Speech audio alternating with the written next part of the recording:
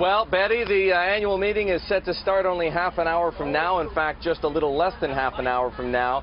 And as you said, the New York Times is reporting that based on a preliminary tally of the votes cast for or against this shareholder resolution to split up the roles of chairman and CEO, it does appear that JPMorgan has been successful in defeating the shareholders' initiative. What we don't know is how wide or slim that margin of victory is.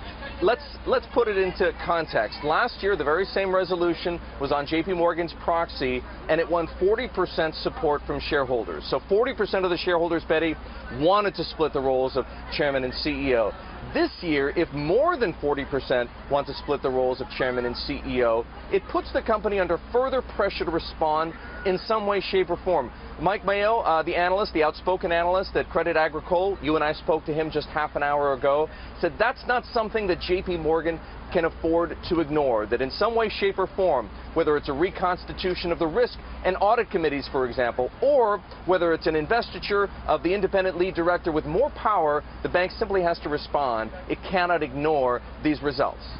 Erik, tell us what the process is, because we know that some of those votes have already taken place and they were being tallied in the days leading up to today's meeting. How much of it is now being tallied at the actual meeting, and when will we likely hear a confirmation, Erik?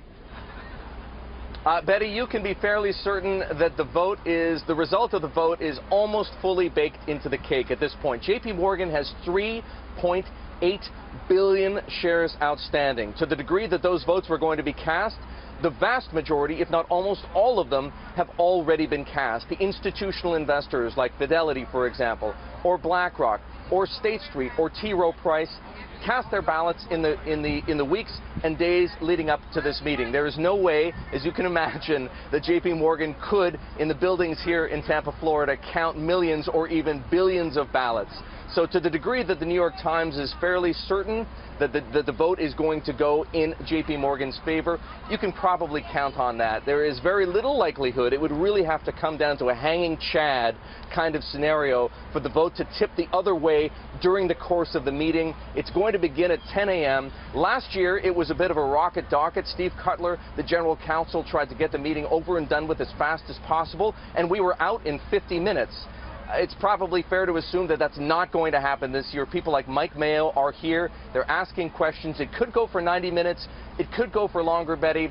When exactly during that period of time we're going to get the final tally, I can't tell you, but it's probably going to be before noon today.